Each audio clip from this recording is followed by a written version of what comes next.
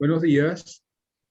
Hoy, 14 de septiembre de 2021, la Academia Nacional de Agronomía y Veterinaria se reúne en sesión extraordinaria pública en conexión con la madre patria y tenemos el honor de recibir al profesor doctor José Manuel Sánchez Vizcaíno, profesional de primerísimo nivel internacional, que nos hablará sobre peste porcina africana, la mayor amenaza para el sector porcino mundial.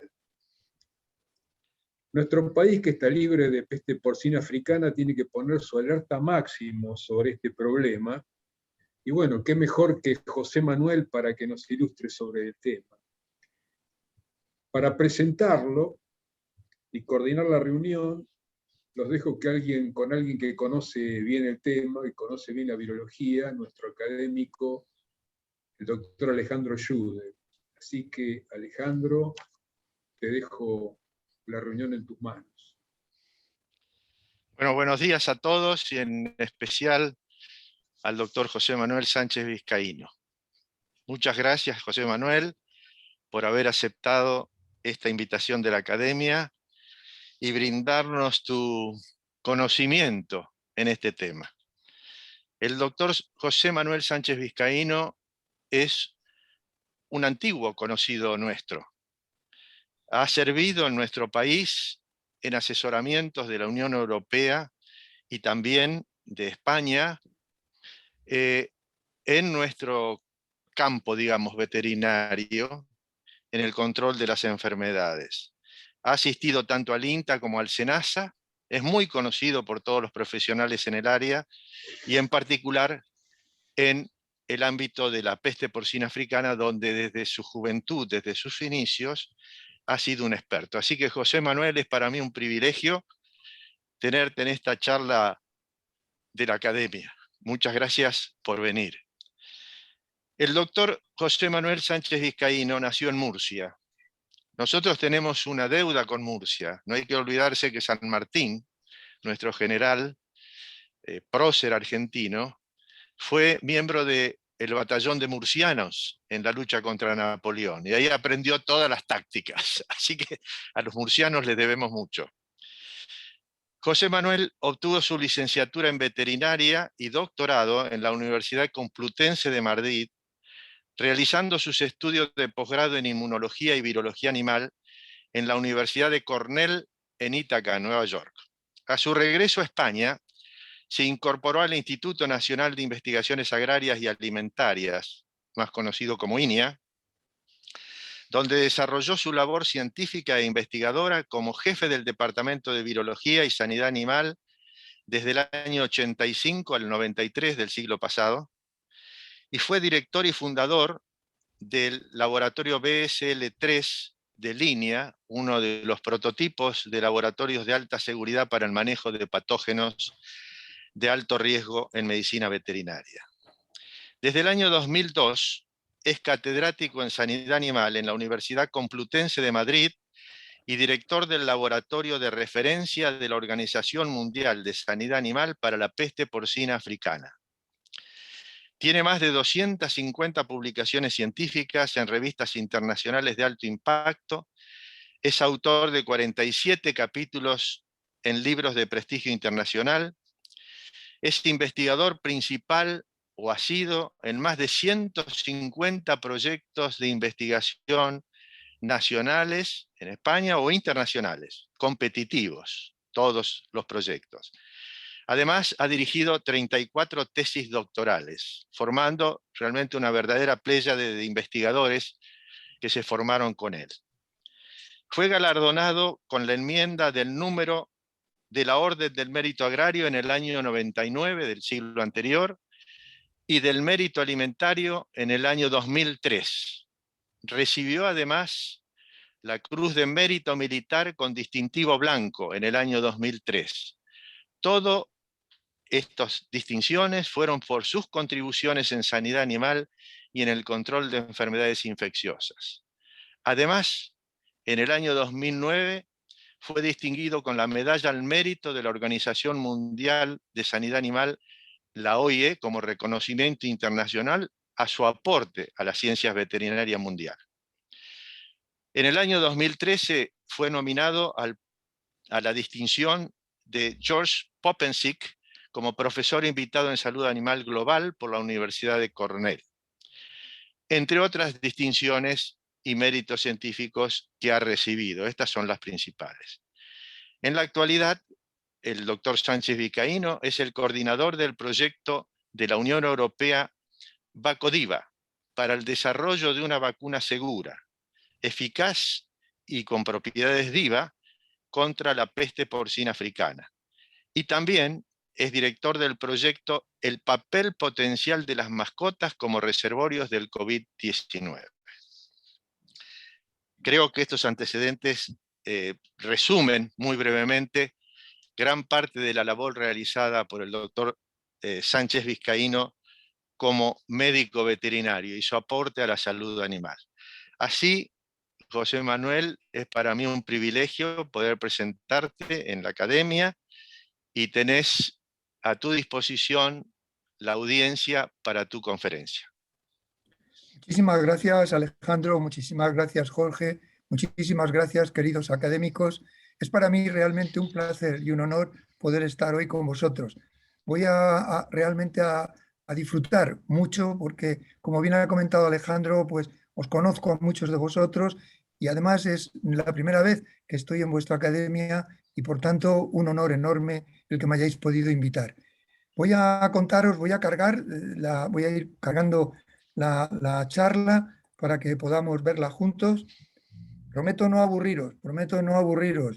Ya sé que estáis recién levantados y es más difícil, pero bueno, espero que tampoco os duerma demasiado. El imparable avance de la peste porcina africana es lo que hoy vamos a ver. Y como os comentaba, a todos vosotros como académicos, tanto los colegas agrónomos como los veterinarios, pues es un honor y un placer poder compartir hoy con vosotros. Voy a intentar daros una visión de cómo está la enfermedad a nivel global, que además ya la tenéis más cerquita que cuando programamos esta charla. Espero que siga ahí en la República Dominicana y no siga avanzando en el continente. Y también os voy a contar un poco cuáles son los errores que se están cometiendo más frecuentemente en el control de esta enfermedad y cómo va la situación de la vacuna. Desde el año 1978, como comentaba Alex, desde casi recién llegado de vuelta de Estados Unidos, empecé a trabajar en peste porcina africana. Pero os tengo que confesar que jamás en toda la historia desde entonces he visto una situación tan difícil como la que tenemos ahora mismo. En la actualidad, esta enfermedad es la mayor amenaza de la industria porcina del mundo. Está en 5 continentes por primera vez en el mundo, por primera vez en la historia de esta enfermedad que descubrió Montgomery hace muchos años, como sabéis, en África. Nunca había estado tan lejos y en 5 continentes. Está en Eurasia, en Oceanía, por supuesto en África, que es su casa, y más recientemente, como sabéis, ya en el continente americano. En muchas de estas áreas, en la gran mayoría de Eurasia, es donde habita el 78% de los cerdos del mundo. Por lo tanto, el 78% de los cerdos del mundo están viviendo en este momento en zonas afectadas, o si no en países, por lo menos en áreas. 5 continentes afectados, más de 50 países y 8 escenarios epidemiológicos muy, muy diferentes. La situación en África es más conocida por todos. Al fin y al cabo, aquí nació el virus, como sabéis. En Kenia fue por primera vez reportado por Montgomery. Y en todo lo que es el este y el sur de África es donde tenemos el mayor problema. Y ahora os contaré por qué. En la zona oeste la situación es mucho más sencilla. La podríamos resolver si alguna vez se animaran a hacer un programa de control y erradicación. En la zona este y sur, el problema, que como os digo es donde se descubrió por primera vez en el 1921 por Montgomery en Kenia, tenemos toda la variedad de virus conocidos de africana. Como veréis, africana no induce anticuerpos neutralizantes, entonces hemos tenido que inventarnos el tema de los genotipos, que es en definitiva en base a una proteína, la más estable, la VP72, ver variaciones pequeñas y agrupar los diferentes aislados virales que están circulando en base a esas variaciones. Entonces, en africana hablamos de genotipos y no de serotipos. Bueno, pues todos ellos están en África del Este y del Sur, donde coexiste además el ciclo doméstico y selvático que mantiene al virus permanentemente en el mundo. Se trata de estos dos importantes elementos de la vida silvestre, el facochero y el bushbeaks, que presentan una tolerancia al virus de africana. En él, el virus nunca supera los 10 elevado a 2, con lo cual realmente no llega a producir lesiones graves a estos animales, pero sí los hace portadores. Estos animales, junto con domésticos que pueda haber a su alrededor, conviven con una garrapata particular, que es en este caso es un Ornithodorus, pero el Ornithodorus mubata. Estos vectores son auténticos transportadores del virus porque no son solo mecánicos, sino que también al picar a alguno de estos animales, cogen el virus 10.2, son capaces de subirlo a 10.7 e infectarlo a 10.7 tanto en cerdito doméstico como en vida silvestre. Con lo cual este círculo es continuo. Se está generando continuamente, apareciendo animales positivos a serología, totalmente portadores, y por tanto es la factoría mundial que tenemos en el mundo y desde donde ha salido las 3 veces. Esta última que vamos a hablar hoy salió también de aquí en el 2007, como recordaréis. Solo ha salido 3 veces. La segunda de ellas también estuvo muy cerca de vosotros. Afectó a Dominicana y también a Brasil. En la situación en Europa es también un hecho importante que destaquemos. En Europa hemos tenido la enfermedad desde el año 2007, que entró a Georgia, luego a Azerbaiyán, Rusia, Ucrania, Bielorrusia, Lituania, Polonia, y en el 2014, nos entra por primera vez a la Unión Europea a través de la conexión con Latvia, entra en Latvia a través de la conexión con Rusia y Ucrania, etcétera. Este ha sido siempre el mecanismo de contagio de la Unión Europea.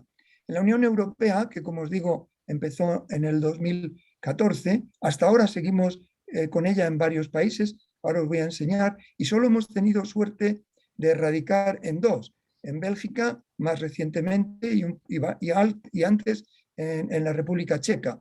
Estos 2 países tenían, como ahora vais a ver, fundamentalmente infección en jabalíes, como la gran parte de la Europa, de la Unión Europea, a diferencia de otra que es la zona del este, que ahora os contaré la diferencia. El último país en infectarse dentro de la Unión Europea ha sido Alemania en el 2020. Como os decía, en la Unión Europea se nos dan al menos 2 grandes diferentes escenarios epidemiológicos. En el este, la gran mayoría de los países nuestros, el problema que tiene es problema con los jabalíes. Es decir, los focos son fundamentalmente de jabalí y los pocos que tenemos en doméstico, en general, no hay transmisión doméstico-doméstico, con excepción de los países de la Unión Europea que están en la zona más este, como puede ser Polonia, como puede ser Rumanía y como puede ser Bulgaria. En esta zona del este, la situación es justo lo contrario. Tenemos mucha infección en doméstico y también en jabalí, con lo cual son 2 mecanismos diferentes epidemiológicamente de lucha y control. Sin embargo, la situación peor de toda la tenemos en en Asia. En Asia es donde tenemos la situación peor por varias razones.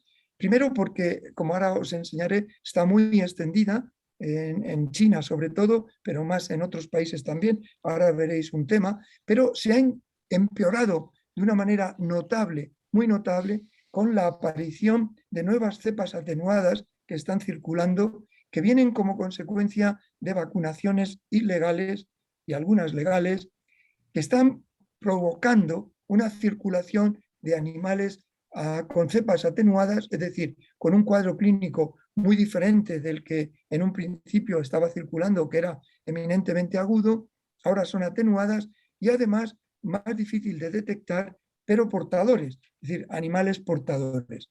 Esto se descubrió, lo de las vacunas, el primer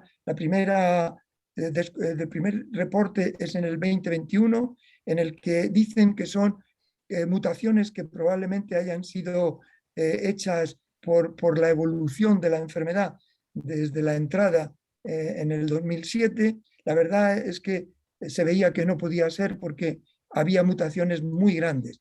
Muy grandes me refiero a que no eran mutaciones, sino eran ya deleciones, es decir, falta total de varios genes. Esta es la situación que tenemos ahora mismo en Asia. Como veis, está realmente muy peligrosa la situación. 16 de 28 países están afectados, países muy importantes como por ejemplo Asia, China en concreto, que como sabéis ha estado siempre como la principal productora de porcino. En ella albergaba el 50% de la producción mundial. También Corea del Sur, que es importante. Japón sigue estando libre, pero como veis la situación está francamente complicada. Y aquí es donde se empieza a complicar en los últimos tiempos, desde el 21 hasta ahora, es decir, en los 2 últimos años, con la aparición de estas vacunas de baja virulencia que en un principio nos comentaron los compañeros chinos que era realmente debido a mutaciones que habían aparecido, como consecuencia quizás de los varios años que ya llevaba la enfermedad. Pero cuando se ha estudiado bien, se han comprobado que no es cuestión de solo mutaciones, sino que realmente tienen delecciones, es decir, algunos hasta 7 y 9 delecciones. Los aislados que ahora se encuentran, que antes eran todos hemoabsorbentes, que son característicos de cepas de alta virulencia, ahora son de baja virulencia, son no hemoabsorbentes, lo cual significa que tienen menos virulencia, pero bastante capacidad de transmisión y sobre todo un periodo de incubación más grande y clínicamente más difícil de ser detectado. Tiene formas subagudas o crónicas, con lo cual clínicamente se ha complicado mucho la situación. ¿Qué ha generado en este momento eso? Bueno, pues aparentemente una cosa que para los chinos es interesante y seguramente por eso han dejado de importar en los últimos meses tanto como venían haciendo. Y es que la mortandad ha decrecido. Sin embargo, la enfermedad está más presente. Es decir, tenemos menos mortalidad, pero tenemos más animales portadores que se están produciendo y se están sacrificando y entrando muchos de ellos en la rueda de la alimentación. Esto es un problema que no solo está en China, donde la situación de seguir así se acabará cronificando, sino que ahora mismo puede plantear un riesgo enorme para el resto de los países. ¿Por qué? Pues porque, como os digo, hay muchos canales o muchos animales que son portadores, entran en el circuito, eso al entrar en el circuito se hacen productos con ellos. La mayoría de estos productos, a excepción de los que están curados con salazón, siguen por largo tiempo, siguen siendo infectivos. Luego muchos de esta gente utiliza estos restos alimenticios para alimentar a los propios cerdos, con lo cual hay una recirculación viral que, aunque sea de baja virulencia, no deja de ser virus. Esto hace que todos en este momento estemos en un alto riesgo, porque al salir alimentos contaminados en barcos, en aviones no comerciales, en transporte, en definitiva, en gran cantidad de posibilidades, pues la circulación de alimentos contaminados es muy importante. Y esto es hoy día lo que nos preocupa, sobre todo desde el punto de vista del continente americano, porque también en algunas zonas de este continente está habiendo entrada de ayudas humanitarias que están viniendo de zonas afectadas con envío de carnes congeladas, alimentación, etcétera, con lo cual probablemente pues, hay que tener en cuenta que puede estar ahora habiendo una gran entrada de eso. De ahí la importancia de que le demos una atención a todo lo que son animales de traspatio, a todo lo que son animales familiares, a los basureros donde están cerca de puertos, aeropuertos o zonas comerciales, porque puede haber mucha cantidad. Con lo cual, ¿cómo está la situación en el continente americano? En el continente americano y en el latinoamericano, pues tenemos que tener en cuenta estos 4 factores que os he destacado. El primero, que la situación global de la enfermedad, tal como la estoy contando, y dada la gran cantidad de virus que probablemente está saliendo, nos hace vulnerables en general a todos.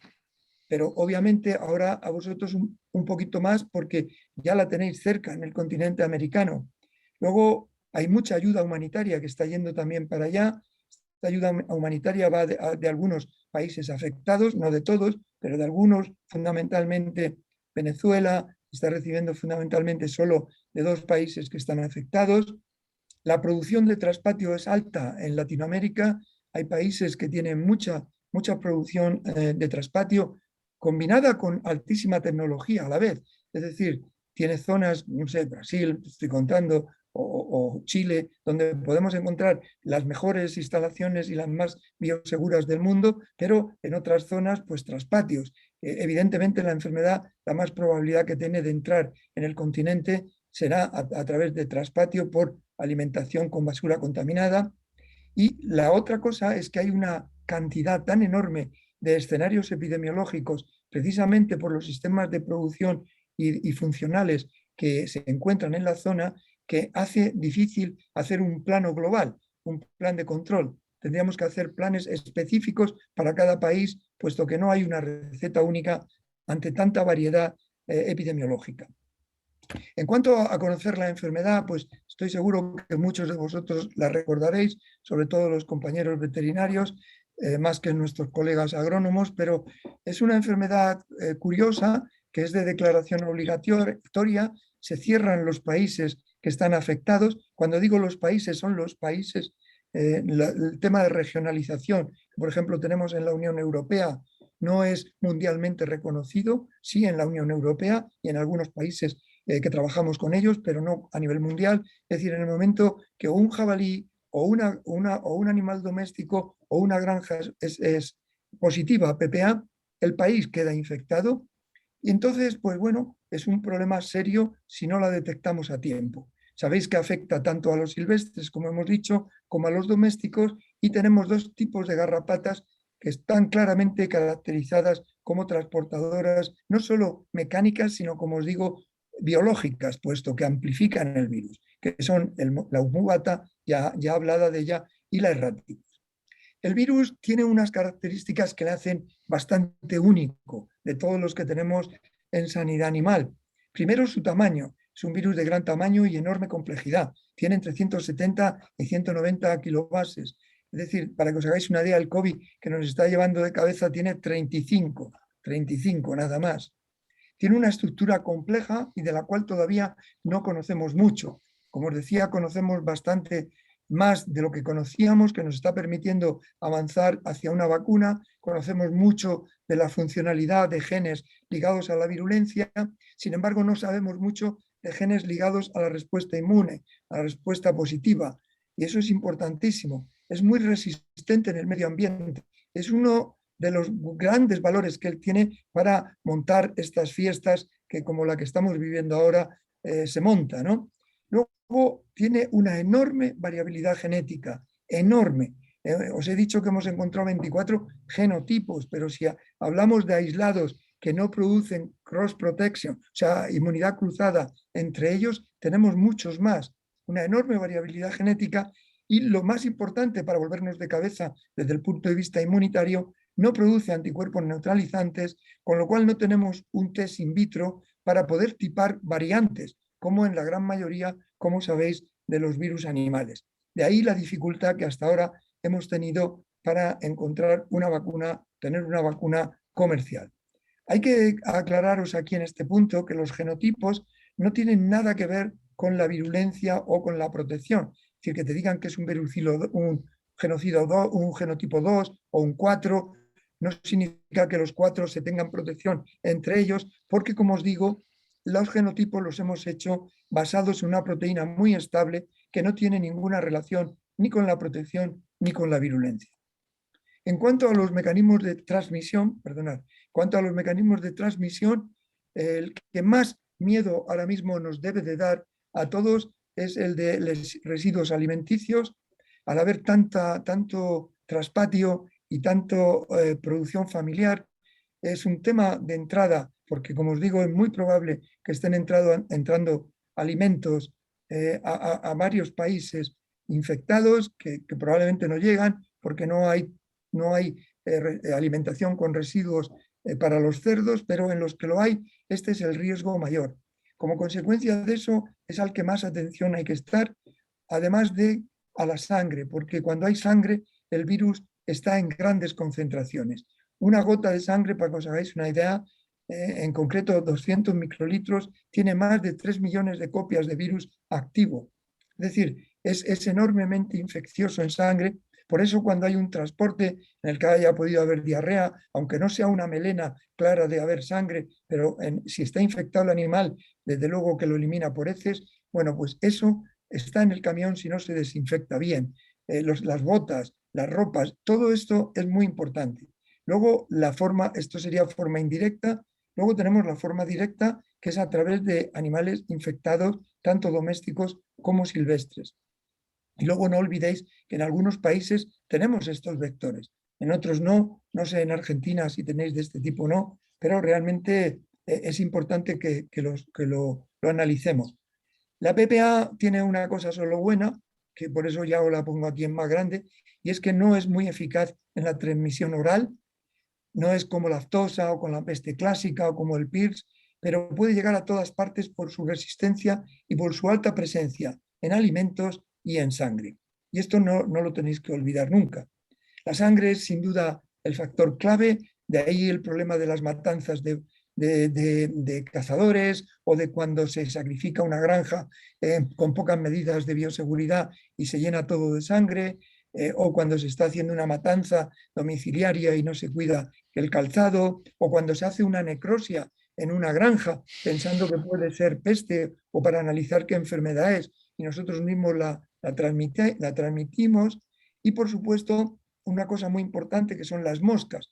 Las moscas transmiten el virus por más de 48 horas y en verano, si realmente fuera hay animales infectados o carcasas, las moscas se nos van a meter en la granja y eso es importante. O hay una granja infectada y las moscas van a estar infectadas y pueden ir luego a otra granja e infectar las granjas vecinas. Es también muy resistente en el medio ambiente, tanto en las carcasas, puede durar mucho el tiempo porque cuando hay materia orgánica todavía se protege mejor la membrana.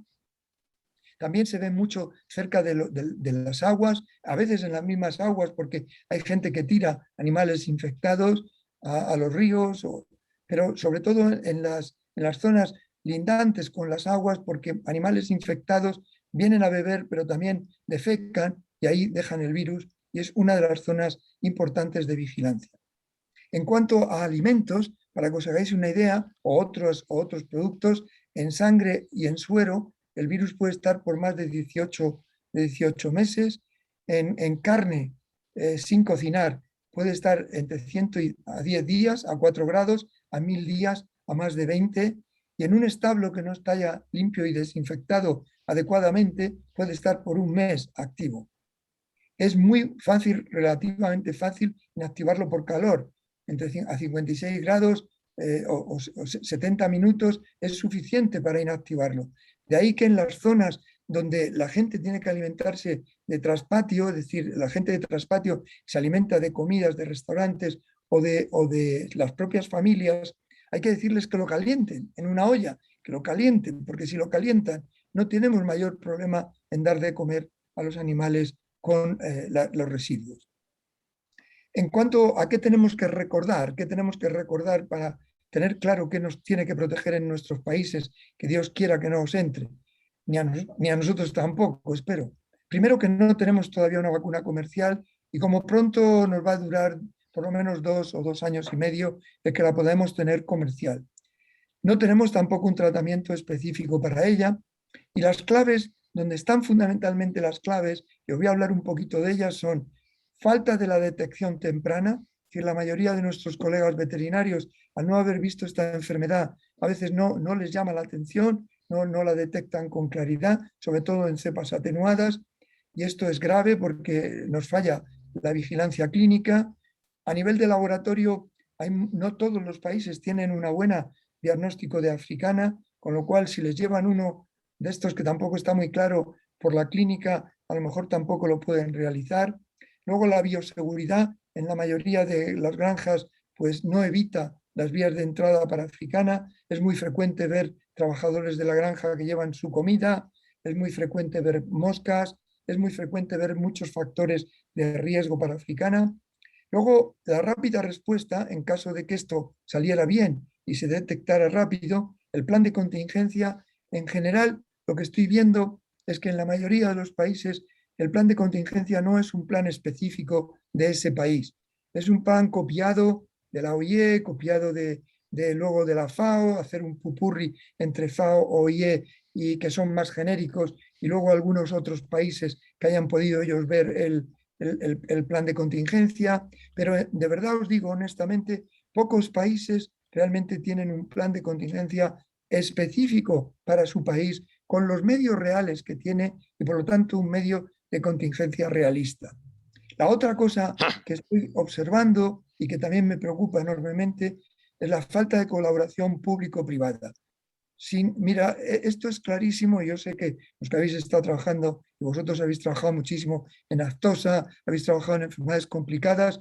La verdad es que el dueño del cerdo, o en este caso un cerdo por africana, si no cuenta con el Estado, no vas a sacar bien adelante su problema, pero el Estado, la parte pública, tampoco puede hacer nada sin el dueño del cerdo o sin el dueño del enfermo. Con lo cual, necesitamos que esta colaboración pública-privada realmente entre en los DNAs, porque si no, va a ser muy difícil que realmente se pueda hacer un plan de actuación rápido y eficaz. Tenemos que revisar todos los países, dado el peligro que ahora mismo tenemos de africana, todos, el programa de contingencia, y hacerlo un programa propio, actualizado y realista a nuestra realidad de país. Tenemos que informar a los veterinarios y a los ganaderos de los riesgos que hay ahora mismo en el mundo de la PPA. Tenemos que informar a la sociedad nuestra, que sepa que no puede traer alimentos y mucho menos darlos a sus animalitos cuando va de viaje a zonas afectadas. Tenemos que intentar por todos los medios que haya mejor cooperación entre lo privado y lo público, y tenemos que tener los medios adecuados en el país, y además hay que proveerlos ahora, en tiempos de paz, antes de que la enfermedad entre.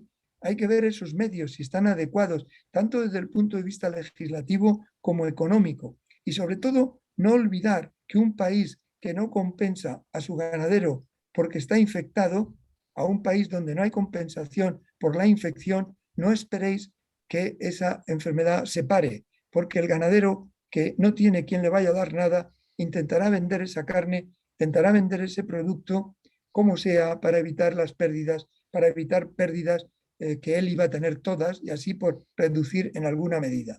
Necesitamos buen equipo técnico, bien entrenado, y una cosa muy importante, un laboratorio adecuado que ayude en el diagnóstico sin ningún error posible. Las barreras que tenemos, pues hombre, la primera de todo, la más importante, conocer bien la enfermedad y sus mecanismos de entrada. Eso es una cosa importante, por eso creo que lo que estamos hoy viendo aquí pues sirve de recuerdo a los muchos que no habéis visto esta enfermedad o la habéis estudiado hace mucho tiempo. Después tenemos el tema de bioseguridad. La bioseguridad es la mejor herramienta que tenemos en la prevención. Bioseguridad y vacunas son nuestras dos herramientas fundamentales. Hoy día en africana la vacuna todavía, como ahora veréis, la tenemos, pero todavía no en marcha y aprobada, pero vamos bien, pero va a faltar un poco, pero sí la bioseguridad. Y esa es la herramienta mejor.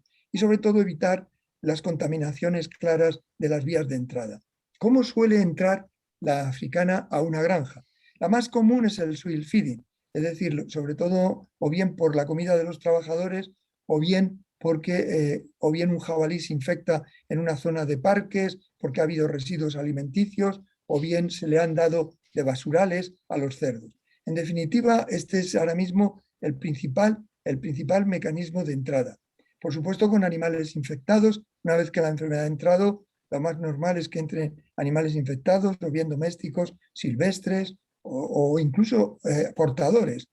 El personal trabajador que haya ido a visitar otra granja afectada, con su calzado, si no se cambia, los vehículos que hay que limpiarlos y desinfectarlos, las moscas que vienen de a lo mejor de jabalís que están cerca de vuestra granja, han muerto y están allí medio abiertos por otros que lo han comido y van a venir las moscas luego a la granja, por roedores, por gatos, por reinfecciones después de un foco por no haber desinfectado bien la granja, y enviar animales infectados al matadero, que es lo que hace la recirculación del virus. Esto es lo primero que tenemos que evitar por todos los medios. En cuanto a la barrera de difusión, la segunda barrera, hombre, pues si ya la tiene usted en su granja, por lo menos evite que vaya a afectar a otras granjas. ¿Cómo? Pues mediante la bioseguridad, evitar la difusión, ver el rastreo de los movimientos por los que ha podido entrarle a él, a dónde ha mandado este granjero productos para saber, avisarles, hacer encuestas de las visitas, actas, radios, en fin, el mecanismo típico que sabéis. Y sobre todo yo insisto en la bioseguridad. La bioseguridad es la herramienta más extraordinaria que tenemos. Y además hay dos actitudes con la bioseguridad que las hemos estudiado en varios países. Y es el que cumple con la bioseguridad que le exige la legislación, es decir, solo lo mínimo de la legislación, y el que realmente apuesta totalmente por la bioseguridad y realmente sí que hace muchos de las cosas que habría que hacer en una granja. En las granjas fundamentalmente podemos encontrar, os he puesto los dos extremos más grandes, desde las familiares de poquísima bioseguridad, puros traspatios, a las más sofisticadas tecnológicamente y enclavadas en sitios de alta seguridad, etcétera, etcétera. ¿Cuál es el problema principal que vemos en estas? El principal problema que vemos en estas es que alimentan con residuos, con lo cual de restaurantes o familiares, con lo cual es muy fácil que se infecten, y más aún en un tiempo como el de ahora. Por supuesto, no reciben compensación, con lo cual en el momento que uno de estos cerditos muere, automáticamente lo filetean y salen con una motocicleta a venderlo y hacen venta ilegal total, pero en el día, en el día, en una granja puede estar en varios sitios el mismo día, los restos de esa infección. En las de alta bioseguridad, pues hombre, tampoco reciben compensación en algunos países, lo cual es lamentable, porque realmente no apoyar a un ganadero que tiene un problema y que no ha sido culpa de él, pues es grave. Y la otra cosa que se ve mucho en alta seguridad, pero en países que se vende mucho, como puede ser en algunos de Asia, pues lo que se ve es que se infectan y luego lo que hacen es limpian, pero hacen una desinfección muy light y hacen una repoblación sin pasar, muy rápida y sin pasar por animalitos centinela que nos puedan decir si han quedado o no restos en la granja. Esto es el error fundamental que yo veo tanto en las pequeñas como en las de alta seguridad. Lo más ideal que sería, pues aumentar la bioseguridad de cada granja. ¿Y quién conoce mejor la granja que un veterinario que trabaja en ella o el propio ganadero y su veterinario? Pues hay que conocer los riesgos de tu granja, saber si vives cerca de vida silvestre o no, saber si vives cerca de un traspatio, ver las necesidades de mejorar tu bioseguridad y aumentar tus protocolos de bioseguridad si vive vida silvestre, si hay traspatios, etcétera. Por supuesto, lo de las garrapatas, yo de verdad que no sé si tenéis o no, pero esto es un tema que quizás es el momento de que lo aseguréis, porque si entran y tenéis vida silvestre también, la cosa se va a complicar más. Y luego los parámetros que podemos hacer en una granja para decir, bueno, ¿cómo es mi granja de seguridad? Yo os he puesto 9 para que la gente pueda hacerse su propio test. La primera es localización de la explotación, es decir, ¿dónde tengo mi granja? La tengo cerca de traspatios, cerca de vida silvestre, la tengo cerca de gente de vida silvestre totalmente desmadrada, es decir, tengo posibilidad de que me entren animales que no están cuidados. La segunda, la calidad de la construcción de mi propia granja. ¿Puedo desinfectarla y limpiarla porque tiene una superficie buena o es suficientemente vieja, corrosiva, para que yo pueda desinfectar en realidad? ¿Hay presencia de animales silvestres, de garrapatas? He podido hacer una valla de separación y de cerramiento de entrada para que los coches no pasen hasta donde están los animales. Tengo un registro de movimientos de entrada y salida para saber si me pasa algo, quién ha podido traérmela por el tiempo de incubación y dónde he mandado yo, estando ya la infección arrancando. Tengo vestuarios, por lo menos para el cambio obligatorio de calzado y el lavado de mano, al menos eso, cambiar el calzado y poder lavar las manos. Tengo ausencia de animales domésticos allí, en la granja. No hay ratones, no hay ratas, no hay aves. Zona de enterramiento, tengo una zona clara. Si me viene un foco, ¿dónde voy a enterrar esos animales y cómo los voy a sacrificar? voy a hacerlos con sangre, con tiros, para montar más lío. Esto es importantísimo. Material antimoscas, fundamental, muy importante. Tener redes que no dejen pasar ni aves ni a moscas en una explotación. Problemas que más frecuente observamos, que son los que fallan y los que cometen los errores después, pues granjas con poca o con nula bioseguridad, animales en libertad, etcétera, animales sin ninguna trazabilidad, sin identificación alguna, comprados probablemente de gente que tiene animales medio infectados, falta de control del movimiento de animales ni del movimiento de vehículos, absoluta desinfección de los mismos, es decir, no hay limpieza ni control, insuficiente o nula vigilancia sanitaria, ausencia de controles sanitarios, aumento de animales con enfermedades crónicas y desconocimiento de la PPA, alimentación con residuos de alimentos humanos y entrada y salida de personas en las granjas sin ningún control. ¿Qué tipo de vigilancia yo recomendaría? No voy a desarrollar mucho tiempo esto de la vigilancia porque si no, no lo comemos, pero yo creo que Argentina, con la formación que tienen sus veterinarios, con la formación que tienen los laboratorios de la Argentina, que están muy bien preparados para el diagnóstico, yo haría una situación que sería como una situación mixta, en el sentido de que dejaría la vigilancia activa a que la hicieran los servicios oficiales. Vigilancia activa me refiero que estén encima de los sitios y esto les dejaría en las zonas de riesgo, es decir, en las zonas de basurales, en las zonas donde están los traspatios, las producciones familiares. Yo dejaría ahí a los servicios oficiales porque van a imponer con su visita frecuente, van a ver si hay movimientos extraños, etcétera. Mientras que la parte, digamos, de instalaciones de alta seguridad y con buena formación de sus veterinarios y ganaderos, yo les dejaría que hicieran una vigilancia mixta entre sindrómica y pasiva, es decir, que los ganaderos puedan, o los veterinarios de esas granjas mejor, puedan informar o llamar a la autoridad para decirle, oye, os vamos a mandar estas muestras porque hemos visto sindrómicamente un aumento de alimento y no estamos ganando peso, o hemos visto un aumento de antibióticos, o hemos visto animales que tienen fiebre, o, en fin, síndromes que realmente podemos hoy día valorar y que pueden en una necrosia incluso ser compatibles, aunque sea de lejos, con una africana. En ese sentido, que tengamos esa flexibilidad de colaboración privada-pública o público-privada para no gastar los recursos de un país.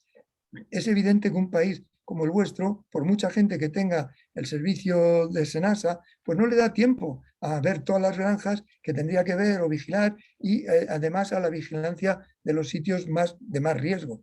Yo creo que es mejor que haya un acuerdo. Eso es una cosa que yo propongo y hay países que lo han conseguido, incluso en el cono sur, ¿no? Por ejemplo, Chile tiene ya un sistema muy parecido a este, prácticamente igual que el que os estoy contando. Yo he estado allí muchas veces hablando con ellos, lo han conseguido y realmente tienen una vigilancia mucho más eficaz, ¿no? Hay que ajustar la vigilancia a los escenarios, no hay duda ninguna y no se puede hacer todo. En cuanto a la enfermedad, pues deciros que ahora mismo podemos tener las dos formas. La forma aguda, como hemos visto hasta ahora, era la única que verdaderamente circulaba en mayoría, pero ahora ya hemos visto que tenemos subclínica y asintomática, con lo cual la situación se nos ha complicado un poquito más. Las formas agudas se parecen en gran medida, o en una parte por lo menos de la medida, a la peste clásica. Vamos a ver animales con mucha fiebre, con estas eritemas de piel como consecuencia de esa elevada fiebre, y también recordar que el virus de africana no solo se replica en macrófagos, también en células endoteliales, ganglios infartados, tenemos hidropericardia, hidrotoras e hidropericardia. Esto es también interesante, hemorragias intestinales muy frecuentes, petequias en riñón, esplenomegalia, es muy frecuente también los ganglios muy infartados o por lo menos congestivos e infartados. Son cosas que cuando tengamos 3 de estas o 2 de estas, sabiendo lo que está cayendo con la peste, pues debemos de descartarlo. Son imágenes que no son patognomónicas, como sabéis, pero son muy significativas. Y yo creo que es muy importante. Por ejemplo, en República Dominicana pues han tardado muchísimo en pensar que pudiera ser peste, ¿no? Han estado más de varios meses, vamos, bastantes. Y esto, pues claro, a un país que no se lo identificas pronto, es muy difícil detectarlo luego cuando ya está muy extendido, es mucho más difícil controlarlo. Las lesiones crónicas son más complejas porque no se ven como una típica africana, pero sí hay algunos caracteres que son curiosos, como son lesión en piel como si fueran picotazos, como si fueran estos que os señalo, y también artritis. Artritis son frecuentes, inflamación de las artritis, porque hay mucho inmunocomplejo. Bueno, las muestras a enviar, ya sabéis, son sangre y suero, porque en sangre está el virus en mayor cantidad que en ningún otro sitio, ganglios, bazo, pulmón, riñón. También se hace con fluido oral y con heces y funciona fenomenal. Hicimos nosotros la puesta a punto del diagnóstico en estos dos medios, fluido y heces, y es muy bueno. Y la ventaja que tiene el fluido y las heces es que, bueno, pues no tenés que sangrar, es mucho más sencillo, es más seguro, no tenemos que andar por ahí con sangre, etcétera, etcétera. En cuanto al diagnóstico, el diagnóstico funciona formidablemente para los 24 genotipos, tanto el ELISA como las PCRs. La PCR que más se usa ahora mismo es la PCR en real time. Hay dos, que son la de KIN y la UPL, la ULP, que se ha producido aquí en mi antigua casa, que funciona con mayor sensibilidad. Hay muy buen diagnóstico para africana y bueno, otras técnicas para serología más antiguas como el inmunoblotic, la inmunofluorescencia, pero que siguen funcionando, la inmunoperoxidasa, etcétera, y el aislamiento viral, algunas cepas, ya no todas, algunas cepas, las más virulentas, son hemoabsorbentes.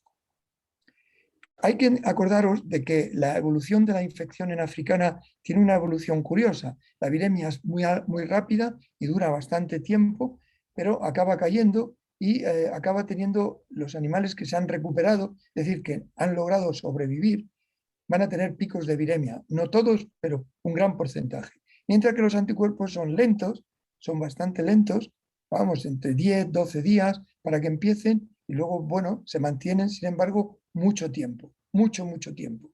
Lo cual significa que los dos son buenos métodos de diagnóstico. Pues tú puedes llegar a hacer PCR, pero a lo mejor estás en esta fase y no la pillas, o están en esta fase, pero no en uno de los picos. Pero si tú tienes sospecha, mira anticuerpos, porque los anticuerpos te saldrán positivos seguro, si es peste.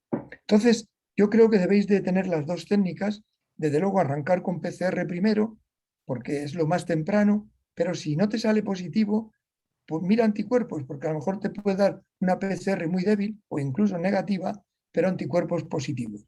Con lo cual esto es recomendable que se tenga. En cuanto a los simulacros, yo os animo a que, vamos, yo digo como academia, ¿no? A que influyáis en las autoridades para que haga un simulacro de peste porcina, un simulacro real, no un simulacro de Hollywood, que esos los hace todo el mundo y siempre salen formidables. Pues todo el mundo sabe que va a haber un simulacro, incluso les han comprado las chaquetas nuevas, todo nuevo, cada uno le han dicho lo que tiene que decir. Claro, así, eso no es un simulacro, eso es una puesta en escena tipo Hollywood que no valen. Pero un simulacro en el que no lo sepa la mayoría de la gente es muy importante para ver qué nos falta, qué no nos falta, etc.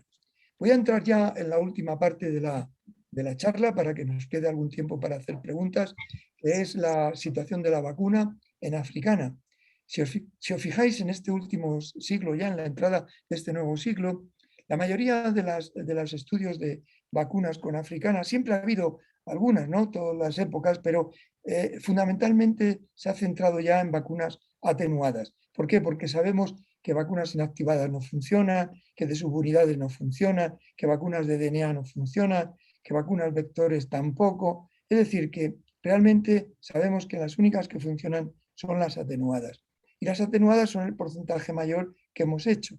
En esas atenuadas ha habido dos tipos, naturales, es decir, cepas atenuadas naturales que pueden inmunizar bien, y las que han sido seleccionadas genéticamente. Estos son los tipos de vacunas con los que más se trabaja. Es decir, los que más esperanza tenemos de que funcionen son las atenuadas naturales y las atenuadas por elección. El proyecto que yo voy a hablar es el proyecto que tengo el honor de coordinar, que es el proyecto VACDIVA. Es un proyecto Bueno, la Unión Europea sacó una convocatoria en la que nos presentamos diferentes grupos, diferentes consorcios, y bueno, nos lo ganamos nosotros, que es este proyecto VACDIVA, en el cual presentamos 3 candidatos vacunales para vacunas de doméstico y también de jabalíes.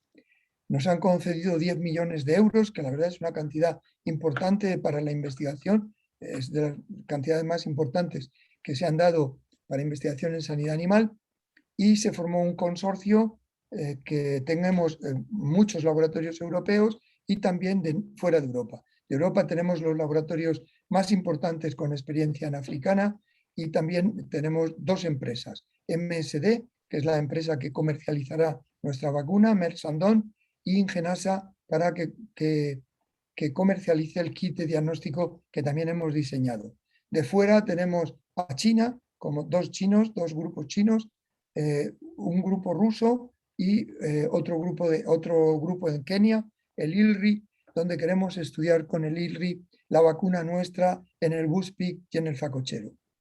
Los objetivos del proyecto era producir una vacuna, y es una vacuna efectiva, segura y viva para cerdos domésticos y jabalíes, preparada para la producción industrial. Es decir, ahora mismo tenemos a MSD como partner nuestro, pero lo que va a hacer es ya ella sacarla de los laboratorios nuestros y ponerla en marcha en los suyos.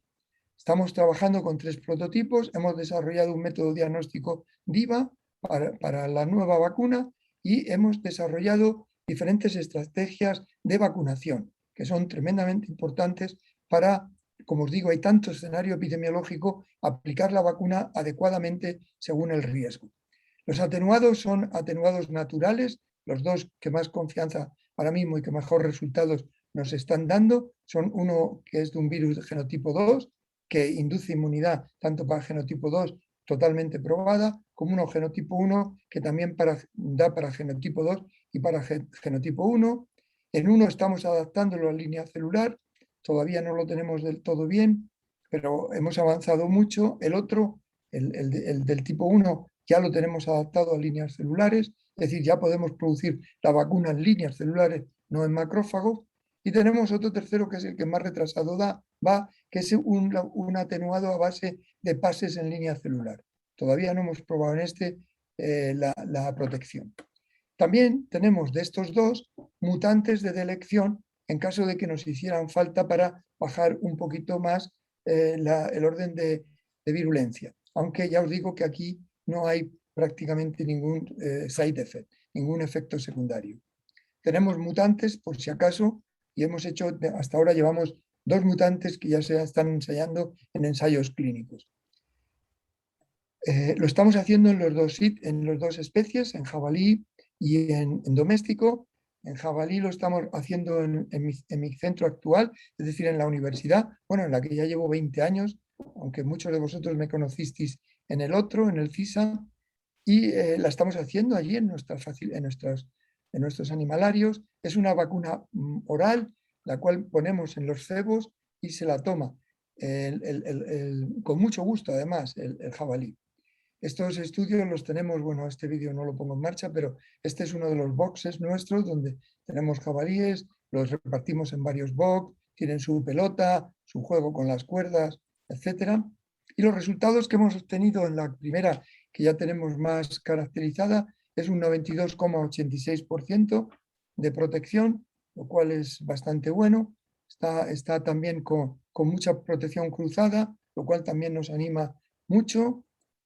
Y los resultados más significativos en jabalí, pues es que hemos encontrado que la dilución 10-2 es ideal con una inmunización oral, que todos quedan protegidos contra virus muy virulentos como Armenia, que es tremendamente virulento y del tipo 2.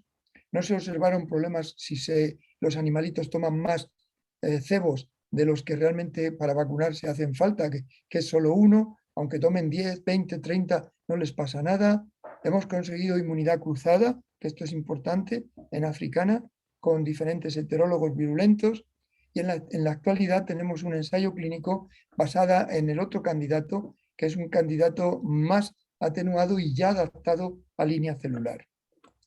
En cuanto a en doméstico, pues también tenemos unos resultados formidables, sobre todo con el NH, es decir, con el adaptado ya a línea celular. Este está yendo formidable, formidable en doméstico. Nosotros estamos ahora ensayándolo en jabalí, pero en doméstico ya sabemos que es muy, muy bueno.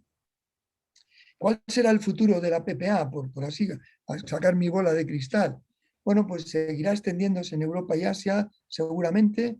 Podrá haber un salto al continente americano. Esto es el estudio de modelización que nosotros tenemos, pero que ya veis, ya lo ha hecho. Esto lo dijimos hace ya bastante tiempo, ya ha ocurrido.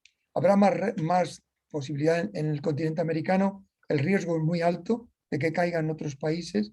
¿Y qué podemos hacer? Pues conocer mejor la enfermedad, como hemos repasado hoy, tener un buen programa de vigilancia y de contingencia, divulgar los riesgos como país a los ganaderos, veterinarios y turistas, no perder vuestro estatus de libre. ¿Por qué?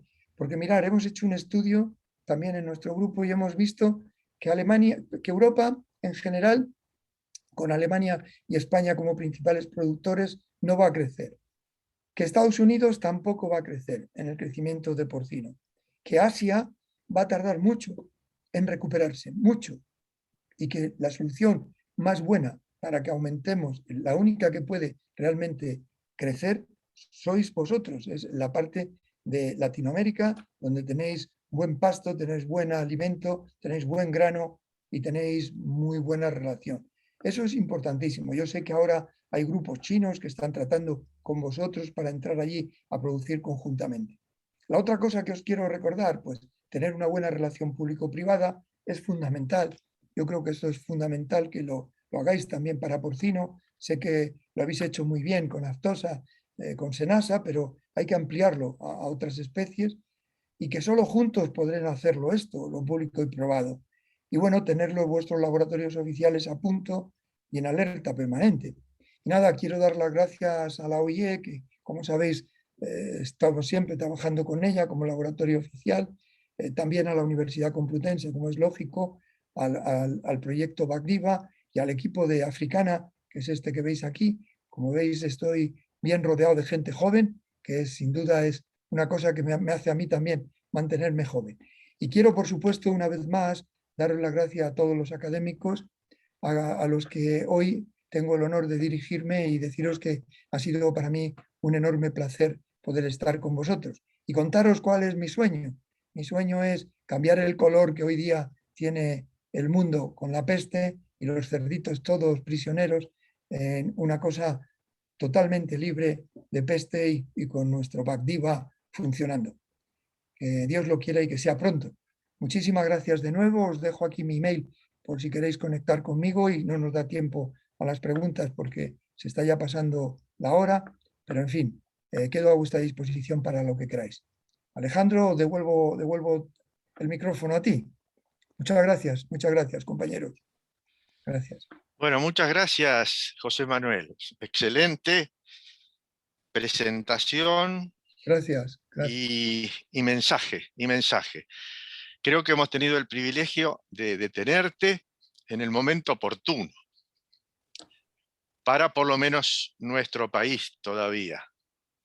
Y yo quiero decirle a la audiencia que no lo conoce tanto a José Manuel, que tenemos el privilegio de tener una persona que nos habla desde la ciencia, donde los eventos, para ser ciertos, tienen que ser verificables, y con una gran experiencia práctica aplicada a campo, en el proceso de producción de un alimento o de la alimentación del cerdo o del manejo de una granja. Por lo tanto, y con una gran experiencia práctica de aplicación de estos conceptos para el control efectivo de la peste porcina africana, porque José Manuel estuvo relacionado en sus inicios en la eliminación de lo que él llamó la segunda ola de expansión, cuando lo eliminaron de España a Portugal, y que nosotros lo tuvimos acá en América en esa segunda ola en República Dominicana y en Brasil. Es decir, que acá hay experiencia práctica y sus mensajes van desde la expresión molecular del virus o la caracterización genética del virus en los distintos 24 genotipos, hasta en la aplicación de las medidas de control, como la desinfección, el rol de los alimentos o los planes de contingencia. Y en todo nos ha hablado con la experiencia. Y eso es muy valioso. Por lo que yo voy a abrir la sesión de preguntas, José Manuel, si me lo permitís, a todos. Les digo, si pueden poner las preguntas en donde dice chat, así los voy viendo, porque no los veo a todos. Y si no lo vemos en chat, a quien quiera preguntar, que abra el micrófono y, bueno, pregunte por el micrófono y vamos en un ida y vuelta. Antes de abrir a todo es decir, que mientras ustedes se van preparando con este sistema, yo espero en el chat ver quiénes quieren preguntar. Yo tengo varias preguntas, José Manuel, varias preguntas. La primera es de los 24 genotipos, sabiendo los genotipos que tenemos ahora y que se pueden caracterizar. Se puede hacer el seguimiento del virus, ¿verdad? Cómo se ha ido moviendo. Bueno, hay 2 puntos que me gustaría conocer, porque es el inicio de la cosa. Entonces, Georgia 2007, ¿de dónde vino? Si sabemos. Y República Dominicana, el último brote, ¿de dónde vino? Esa es una. Okay. Dale. Okay. El Georgia fue en Georgia donde se aisló ese virus, es decir, es una zona fronteriza con la Unión Europea y Rusia, y bueno, pues es un virus que llegó desde Madagascar. El origen es Madagascar o el continente del este de África, porque el barco que salió del continente, pero también paró en Madagascar. Entonces no sabemos muy bien si el alimento que iba contaminado lo cogió, porque en los 2 sitios está el mismo virus, en la costa este del continente y también en Madagascar. Llegó a Poti, como sabéis, y de Poti pues se le dieron siempre lo mismo. Llegó cogieron las basuras que habían quedado de la comida de los humanos que habían hecho la travesía, la dieron a los cerditos del puerto de Poti, y enfermaron. Los cerditos enfermaron, empezaron a morir, infectaron también los jabalíes, porque había allí un adjunto eran animales fuera, ¿no? Eran traspatio, estaban en contacto con los jabalíes, y ahí empezó la difusión. La difusión primero por Rusia, luego por países del este, luego la Unión Europea, y finalmente también parece ser que desde Rusia hacia Asia, y ahí empezó todo, ¿no? Entonces Georgia nace de ahí, y la evolución de Georgia es lo que hay que ver, pero no nos lo han pasado el aislado. Yo no lo tengo para ver si es un Georgia antiguo, si es un Georgia moderno, porque ahí Georgia lo tuvo mucha gente, ¿entiendes? Entonces, esa foto no nos la han pasado todavía. eh, todavía, sí. ¿Y Dominicana, José Manuel? ¿Sabemos algo? De Dominicana sabemos que es Georgia, sabemos Ajá.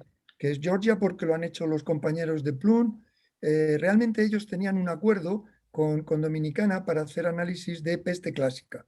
Entonces, normalmente el acuerdo que tenía Dominicana con Plum Island era para que le hiciera un seguimiento de peste clásica. Pero hacía tiempo que llevaban viendo algo que no les parecía normal y se fueron acumulando muchas muestras allí en Dominicana. Cuando por fin van a Estados Unidos, pues encuentran que lo que hay era peste porcina africana. Entonces el primer diagnóstico y el único que tenemos de Dominicana lo hicieron los compañeros de Plum, y bueno, pues no han mandado esa cepa viral, no la tenemos en Europa y no la tenemos, por lo menos en el laboratorio mío, no está. Acá hay un comentario de Oscar Eusebio González que nos dice que en Dominicana se detectó desde el mes de abril, pero se reportó en agosto. No sé si, Oscar, usted quiere hacer algún comentario. No lo veo acá en la pantalla, pero abre el micrófono y haga algún comentario si lo tiene. Hola Alejandro y participantes. No, simplemente hice mi comentario cuando el doctor Sánchez Vizcaíno habló del tema del diagnóstico, ¿no? Y de estar muy atentos. Y simplemente para reflejar todo el tiempo que les llevó de darse cuenta que realmente estaban frente a la peste porcina africana, que es una cosa que hay que prestar mucha atención y el doctor lo dijo, en estar muy atento al diagnóstico y al diagnóstico diferencial. Simplemente eso. Gracias, Alejandro. No, Sí, gracias, Oscar. efectivamente, gracias a los dos. Efectivamente, tardaron mucho en centrar la jugada. Al principio pensaban que había un cuadro neumónico, que a veces lo hay en africana, hay el pulmón también afectado. Pensaron que era un PIRS muy virulento, pero realmente no tenía cuadro de PIRS por ningún sitio, ¿no? No lo diagnosticaron y cuando mandaron el grupo de muestras que tenían ahí retrasadas, pues fue cuando los de Plum hicieron el diagnóstico. Es decir, que realmente fue un fallo de detección precoz clínica y también de envío tardío de las muestras al laboratorio porque no pensaban que pudieran tener africana. Claro. Bueno, después tenemos, José Manuel, gracias, un comentario de María Barrandegui. María, ¿usted quiere intervenir? Abra el micrófono, por favor.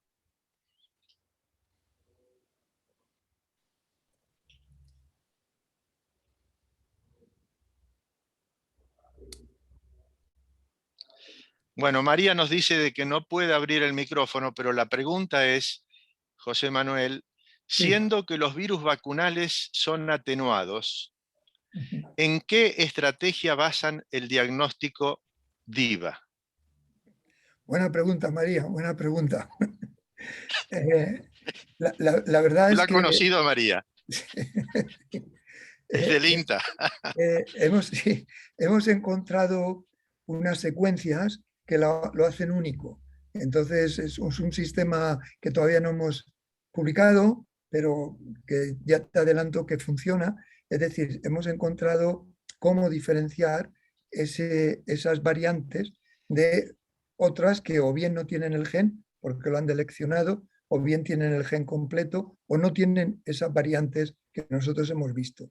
Entonces, con estudio de esa variante es con la que hemos preparado el test de diagnóstico. Y así es como ahora mismo tenemos ya un DIVA basado en eso. Bueno, gracias, José Manuel. No sé si hay otras preguntas. Yo tengo otras, José Manuel. Una referida realmente a la secuencia de la epidemia. En mi interpretación, y vos la presentaste muy bien, pese a que los países estaban alertados y preparados, digo fundamentalmente después del 2007, ¿verdad?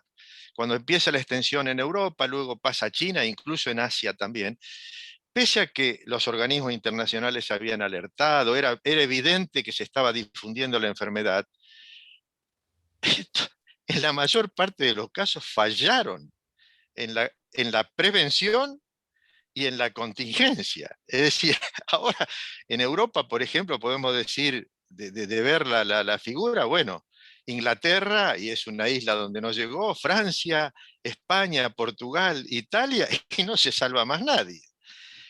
Es decir, que estando preparados, estando alertados, la preparación para la contingencia, ya sea en la detección o en la contraacción, fallaron. Sí. Y lo mismo pasó en la República Dominicana. Entonces, me parece a mí, frente a ese escenario, me parece muy atinado uno de los comentarios que vos hiciste con respecto a la preparación de los planes de contingencia, que en la mayoría de los casos, y coincido contigo, parecen copy-paste, y no es así. Es decir, expandite un poco en eso, porque yo creo que eso es necesario enfatizar en todos los países. Bueno, te voy a comentar. En este momento, No, perdona, Alejandro, dime. no, digo que en este momento para nuestros países, ahí está la clave. Sí, totalmente. Mira, yo creo que dos cosas fueron las que sorprendieron. La primera, que nadie se había dado cuenta, o por lo menos no lo tenía en sus programas de contingencia, de la superpoblación de jabalíes que Europa había tenido en los últimos años. Es decir, tenemos una cantidad de jabalíes inmensa. En algunas zonas han crecido hasta un 500-600%. Es decir, es una especie muy protegida, la que no tiene además un regulador, no tiene un enemigo claro, y tenemos una enorme concentración de ellos, y es muy fácil el contagio de africana con residuos alimenticios. Y los jabalíes es su especialidad. Vamos, yo tengo unos vídeos que si los vierais os quedaríais muertos, cómo abren los sitios de basuras, cómo abren los contenedores anti-jabalí, es decir, son auténticos maravillosos. Entonces, ese avance enorme de jabalíes, esa avalancha que tuvimos desde la infección al principio, desde Rusia, y luego en los primeros países de la Unión Europea, eso nos dejó un poco, no estábamos preparados para ver ese avance enorme en jabalíes. Y si te fijas, el gran problema nuestro en Europa, sobre todo en la Europa más del oeste, es jabalí todavía. Sí, que sigue la enfermedad transmitiéndose. Date cuenta que una carcasa de jabalí infecta a una familia, una carcasa de jabalí, y los jabalíes mueren de peste.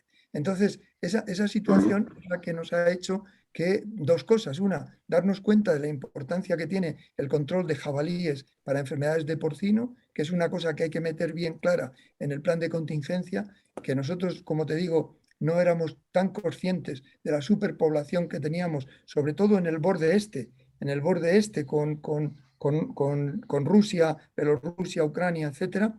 Eso es un tema muy importante. El segundo, que el alimento es la mayor puerta de entrada y que los jabalíes son precisamente unos grandes sensores para comer restos de alimentación, y que luego hay granjas en zonas que están muy cerca a los jabalíes que bajan, porque un jabalí que vive en la montaña, sí, una montaña no muy alta, pero que abajo huele no sé, a discoteca, porque al final para un jabalí una granja de cerditos es como una discoteca. ¿Por qué? Pues porque, hombre, tiene un aroma fenomenal, hay unas chicas guapísimas, hay comida y hay bebida gratis. ¿Dónde pueden ir mejor? Realmente. Entonces, este es el gran problema, el aviso de las discotecas. Entonces, todo esto nos ha pillado un poco, nos pilló al principio un poco mal, como tú dices, en Europa, incluso en Europa, como tú has dicho. Nos pilló muy mal. Y la prueba la tienes que enseguida reaccionaron los checos, que fueron los primeros que hicieron una batida bien hecha de jabalíes y realmente se lograron quitar el tema encima. A los belgas, que también han hecho un trabajo excelente, también les ha costado quitarse eso. A España, si viniera, nos costaría muchísimo, porque tenemos muchos jabalíes. Date cuenta que los jabalíes no pertenecen a sanidad animal. Es decir, los responsables de los jabalíes no son sanidad animal, es medio ambiente. Y medio ambiente tiene una mentalidad de que los animales salvajes no tienen que regularse, se regulan solos. Pero claro, se regulan solo para ellos, pero realmente sobrepoblación hay un montón. Entonces, este es el gran problema que hay que unirlo. O sea, fíjate que dos cosas te digo. El problema de los jabalíes, superpoblación, el problema de la entrada de alimento contaminado, un tema muy importante, y luego otra cosa muy importante, los traspatios o granjas que en general están en esas zonas que no tienen seguridad o tienen muy pobre bioseguridad. Y eso es por lo que realmente se sigue extendiendo por esa vía. Date cuenta que en muchas zonas de Europa no entró en doméstico, no llegó a entrar en doméstico. Por ejemplo, en Bélgica no entró. ¿Qué hicieron los belgas? No, porque cuando vieron que estaban jabalíes afectados y tenían granjas en esa vida, sacrificaron todas esas granjas. ¿Qué es lo que le están pidiendo a Polonia que haga, a Alemania, el borde con Polonia?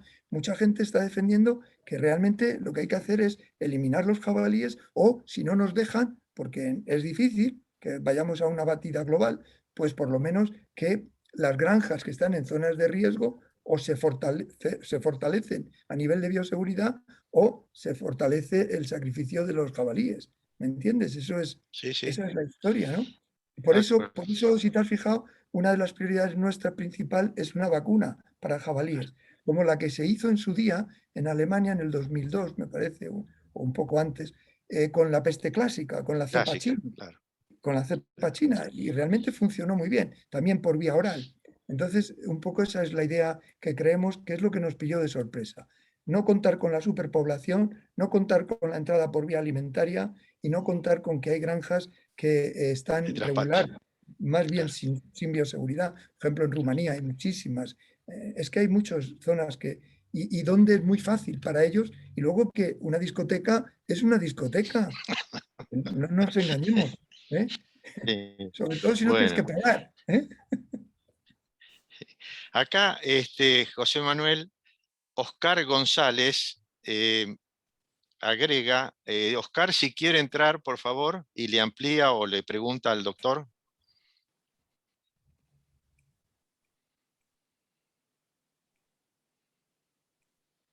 Estoy viendo a mi amigo Eduardo Palma. Eduardo, qué alegría verte, machote. Hace siglos que no te veía. Me alegra mucho verte, Eduardo. Igual, Bueno, Bueno, ya que gusto verte. Gracias. bueno, Oscar, ¿tiene comentario o se lo sí, digo yo? sí, no, Bueno, simplemente rescato muy bien lo que dijo el doctor de la especificidad de los planes de contingencia para cada país. Y una cosa muy importante que él dijo, resaltar el simulacro, rescatar el concepto de simulacro y que el simulacro sea real realmente. Y otro punto que sé que hay países que lo han hecho como Chile, es la vigilancia activa de salir a buscar el virus en carnes, ver qué es lo que está pasando, por ejemplo.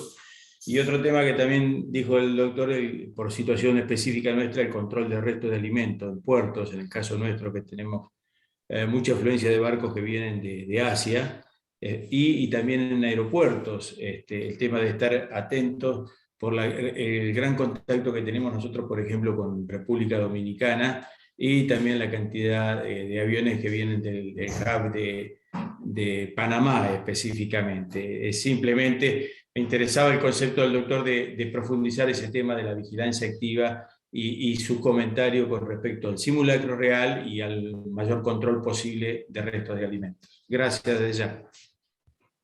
Muchas bueno, gracias. gracias, Oscar. Muchas gracias, sí, Oscar. La ¿Algún verdad es que comentario más? ¿Me un Jorge, permitís, simulacro. Alejandro? dale, Jorge. Sabés que me quedé pensando en el tema de los vectores, ¿no? La garrapata blanda, y apasionante el tema de la amplificación que se produce en el vector, ¿cierto? Es decir, que estamos acá, estamos con un eslabón epidemiológico importantísimo. ¿Hay alguna estimación, aunque sea muy teórica, de la magnitud del contagio a través de vectores? ¿Es más importante el vector que el contacto directo, que el contacto indirecto? ¿Cuál es la magnitud? Porque hasta existiría la posibilidad de intentar controlar esos vectores, ya que las poblaciones están protegidas, ¿no es cierto? Un intento de control de vector en poblaciones silvestres. ¿Qué es lo que podés decir, José Manuel? Muchas gracias, Jorge. Sí, la verdad es que la amplificación es enorme, la que hace la garrapata. Y además hay otra cosa que no he comentado y aprovecho tu pregunta para decirla, es que le dura mucho tiempo. O sea, las garrapatas pueden estar hasta 6 años con el virus. Sí, sí, 6 años. Esto lo descubrimos cuando Portugal se declaró libre de africana. Habían cerrado muchas zonas de extensivo, de ganado extensivo, de cerdo ibérico, que ellos también tienen muy buen cerdo ibérico. Entonces, para evitar los problemas que tenían con las garrapatas, cerraron muchos cotos, muchas zonas de estas de encinas y de donde hay garrapatas, para que no entraran los cerdos, pero una vez pasados los 6 años y ya declarado todo el país libre, tuvieron un foco de peste precisamente en una zona que había habido hace 6 años que había estado aislado. Es decir, las garrapatas viven muy profundo, duran muchísimo tiempo, solo suben cuando huelen CO2 y es cuando ellos suben para picar. Entonces, la amplificación es grande y las zonas de peligro son cuando tienes ganado extensivo. Por ejemplo, en el jabalí, que parecería un problema muy grave, el jabalí tiene una ventaja y es que no suele dormir nunca en el mismo sitio. Es decir, no tiene como los cerditos que se hacen su cama y ellos van siempre a su cama. Jabalíes pueden dormir muy variante, entonces eso puede ayudar en países que haya jabalí y garrapata, ¿no? Pero en las zonas donde realmente sí que es más frecuente, un sitio cerrado, donde tienes animales en libertad, si hay garrapatas les va a picar, pero vamos, seguro, seguro. Y además con muy pocas que haya, una dos es suficiente, para meter la enfermedad. Sí. Es importante ese tema. Nosotros con el extensivo tardamos mucho más en erradicar. En el intensivo lo hicimos muy rápido, sin embargo en el extensivo, que teníamos cerdo ibérico en extensivo, como ahora hemos vuelto a tener, ¿no? Cuando lo erradicamos, pero eso, la garrapata seguía allí, porque duran mucho tiempo. Duran muchísimo tiempo las garrapatas y están muy abajo. Es inútil ir a matarlas. La única forma que tienes es aislarlas, que es lo que hicimos nosotros. Donde veíamos que había garrapatas, normalmente siempre están en alguna especie como de medio edificio de ruido o un trozo de pared o algo así. Entonces, claro que allí los animalitos van a buscar la sombra y es cuando ellos les pican. Lo que hicimos era aislarlas con metal, separarlos totalmente y matarlas de hambre, vamos, en resumen, por hacerlo corto. Y así pudimos eliminar todo el extensivo nuestro que estuvo afectado con garrapata infectada. Sabes que, perdón Alejandro, que esta charla tuya viene muy bien para clarificar fundamentalmente la importancia de la bioseguridad. Como tú mencionaste en algún momento en la charla, hubo un proyecto que no sé si el proyecto se murió o simplemente está agonizando, de China, de instalar granjas porcinas en Argentina. Esto fue muy discutido y por supuesto hubo una gran reacción de gente, digamos, de defensores de la ecología y qué sé yo, que el problema que podían generar estas granjas. Uno de los argumentos fuertes fue que las granjas son fábricas de pandemias. Es decir, incluso utilizando el término de la COVID y demás, que son fábricas de pandemia, cuando la realidad es que el mundo tiende a eliminar el traspatio y llevarlo hacia instalaciones bioseguras, porque realmente el traspatio y la discoteca que tú mencionas son los problemas que se pueden generar, ¿no es cierto? Si la bioseguridad es en serio, no. También mencionaste muy bien la diferencia entre los niveles de bioseguridad, la que es anecdótica y la que es en serio. Si la bioseguridad es en serio, prácticamente imposible que ocurra nada. Así que, bueno, son argumentos que hay que manejar cuando se habla de proyectos de ese tipo. Y bueno, excelente entonces el redondeo que hiciste con esto, ¿cierto?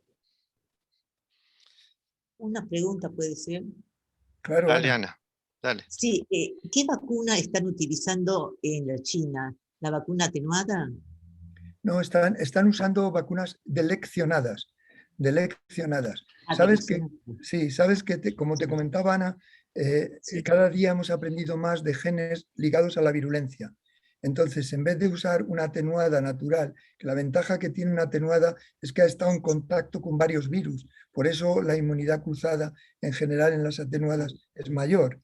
Pero la tendencia ha sido, al descubrir estos genes que están ligados a la virulencia, ha habido un boom enorme en los últimos años sobre vacunas deleccionadas. Los chinos en biología molecular son francamente buenos, tienen centros muy buenos como Harbin y otros centros. Entonces, al ver las publicaciones, pues han animado ellos a hacerlo y allí hay como autovacunas, es decir, como en teoría la ley dice que como si tú no tienes un producto industrial, tú puedes intentar hacerlo tu autovacuna, pero claro, no de una enfermedad así. Entonces han deleccionado, pero claro, deleccionar es atenuar, pero eso no significa atenuar del todo. Primer asunto, puede ser que se atenúe, pero luego se vuelva la virulencia, revierta a virulencia. Tiende a mutar mucho este virus.